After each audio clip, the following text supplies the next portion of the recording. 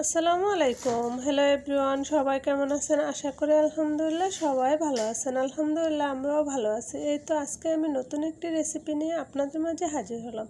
প্রথমে আমি মাংসগুলো সব মশলা দিয়ে ভালো করে কষিয়ে নিয়েছি। এখন আমি এখানে দিয়ে দিচ্ছি ময়দা 1 চামচ আর চালের গুঁড়া 1 চামচ, দিয়ে দিয়েছি জিরার গুঁড়া, আমি এখানে দিয়ে দিচ্ছি চিলি ফ্লেক্স, আর দিয়ে দেবো এখানে গরম মশলার গুঁড়া।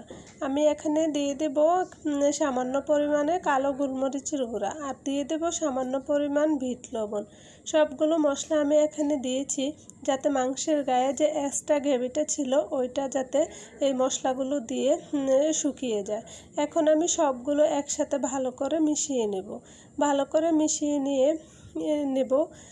এই রেসিপিটি বাচ্চারা তো খুবই পছন্দ করবে, আর একঘেয়ে মাংস খেতে যখন ভালো লাগে না তখন এভাবে বানিয়ে খেয়ে দেখবেন, অবশ্যই ভালো লাগবে। এই তো আমি সবগুলো ভালো করে মিশিয়ে নিয়েছি। এখন আমি নিয়ে নেব হচ্ছে টুথপিক নিয়ে আমি মাংসগুলো টুথপিকের মধ্যে গেঁথে নেব। এই তো মাংসগুলোর মধ্যে আমি টুথপিক গেঁথে নিচ্ছি।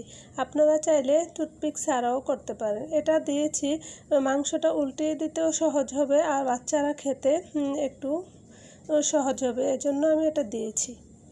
সবগুলো মাংস আমি একইভাবে টুথপিকে গেঁথে নেব। আমার রেসিপিটি যদি ভালো লেগে থাকে তাহলে ট্রাই করে দেখতে পারেন, আশা করি ভালো লাগবে। আর যদি ইউটিউব থেকে দেখে থাকেন তাহলে সাবস্ক্রাইব করে নিতে পারেন, আর যদি ফেসবুক থেকে দেখে থাকেন তাহলে ফলো দিতে পারেন। এই তো এখন আমি মাংসগুলো ভেজে নেব। মাংসগুলো আমি আগে থেকে তেলটা বসিয়ে দিয়েছিলাম, তেলটাও গরম হয়ে এসেছে। আমি চুলাটা লো হিটে রেখে মাংসগুলো ভেজে নেব। এখন আমি সবগুলো মাংস এখানে তেলের মধ্যে দিয়ে দিচ্ছি। এই তো মাংসগুলো এক পিঠ হয়ে এসেছে, আমি উল্টিয়ে দিয়েছি। উল্টিয়ে দু পিঠ ভালো করে মচমচা করে ভেজে আমি নামিয়ে নেব। আসসালামু আলাইকুম, আল্লাহ হাফেজ।